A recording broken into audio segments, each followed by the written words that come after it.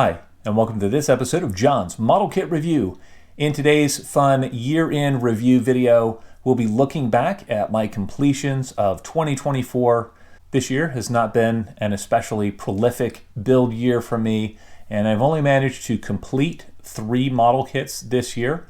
However, I've got lots of model kits that are nearing completion that I should be finishing up over this winter season, and I'll feature those kits in upcoming videos. The 3 kits that I completed this year are the Revell Bf109F-2. This is Revell part number 04656.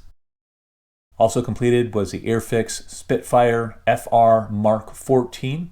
That is Airfix kit number A05135. My final completion was the Special Hobby Re2005.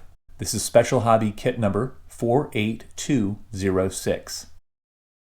In this video, we'll look at each of these 3 model kits. I'll give a brief summary of some of the pluses and minuses of each kit, and I'll also list any aftermarket items that I used during the build. I have done full review videos of each of these kits on this channel previously.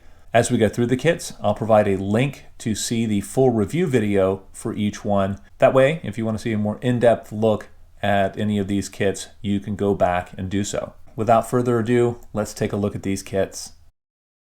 The first kit we'll look at is the Revell Bf109F. This kit was originally released in 2011.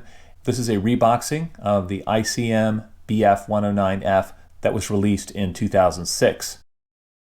This is one of those kits that I am really happy with the end result, and I'm actually surprised at how well it turned out given what came with the kit. Looking at the high points of this kit, it does have nice decals. It has very nice, thin, transparent, clear parts. It has an option to pose the engine bay open. On the downside, this kit was not designed with the option of closing up the engine compartment, so that required extra scratch building on my part. I had to fill the gap between the upper engine covers, and I had to fabricate the prominent hinge on the upper nose. The plastic parts in the kit are soft. The surface texture is very grainy. The plastic parts also had pitting. There's very limited engraved detail on the exterior of the kit, and the wheels on the kit needed to be replaced as well. If anything, this kit was an effort in model building techniques as well as finishing and weathering techniques that give it the appearance of having much more detail than it actually does. I used the kit decals on this build. Those turned out very nicely. I also used some Eduard pre-painted photo etch seatbelts to dress up the interior of the kit, and I replaced the kit wheels with wheels from a Hobbycraft Bf109. In the end, this kit looks really nice on the shelf. It just took a lot more work to get here than would be necessary on, say, an Eduard kit of this subject. Next up, we have the Airfix Supermarine Spitfire FR Mk.XIV. This kit came out in 2019. Modelers were highly anticipating this kit since the Spitfire FR Mk.XIV had not been kitted by a mainstream kit manufacturer in 1/48 scale. As soon as this kit came out, it received a lot of flack for the poor engineering and fit, especially around the parts on the nose of the aircraft. In addition to that, the engraving on the exterior of the kit is somewhat heavy-handed, and detail-wise, this kit really pales in comparison when you set it on the shelf next to an Eduard Spitfire kit. High points on this kit include the excellent decals. It also has pretty decent clear parts on it. The instruction booklet is excellent. The color callouts are excellent. The painting guides are excellent. And I think Airfix got the overall shape of the Spitfire FR Mk.XIV correct. As with the Revell Bf109, I used pastels to enhance the level of surface detail and to weather the aircraft, and I'm very happy with the end result. I think this kit looks excellent on the shelf. The only aftermarket parts I used on this build were a set of the Eduard pre-painted photo etch seatbelts to dress up the cockpit interior. I will say that the detail on the cockpit of this kit was very nice. The detail on the landing gear and wheels was also very nice. My final completion of 2024 is the Special Hobby Re2005. This kit was released in 2020. This was a late war Italian fighter. By all accounts, the Re2005 was an excellent dogfighter, and it posed a real threat when encountered by Allied fighters. I, for one, was very excited when Special Hobby released this kit. I've always thought that the Re2005 was a beautiful aircraft, and I was very excited to have one on the shelf.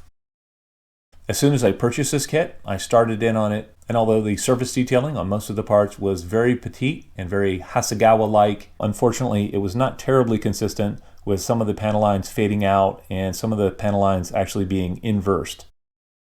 As soon as I started fitting parts together and looking at it more closely, I realized that this is a true short-run kit, and it would take a lot more effort to turn this out nicely than I had initially hoped. On the plus side, this kit featured a very nice interior. I used some Eduard pre-painted photo-etched seatbelts to dress up the pilot seat. The clear parts on this kit were a highlight. They're thin, they're transparent, and they have nice framing on them. This kit features very well detailed landing gear and landing gear bays. On the downside was the thick plastic of some of the parts.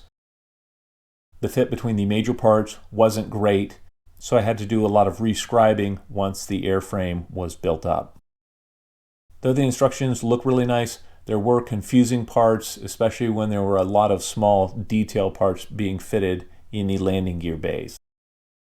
The decals on this kit were somewhat fragile. I was able to get every one of them to work except for the national markings on the upper side of the wings.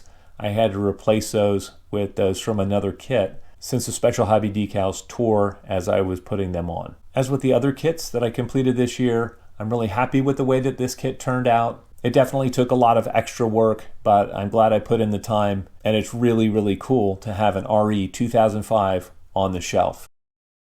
Well, I'd love to know what you guys think and hear about the builds you completed this year. Feel free to post those in the comment section below. As always, I hope you found this video entertaining and informative, and until next time, model on.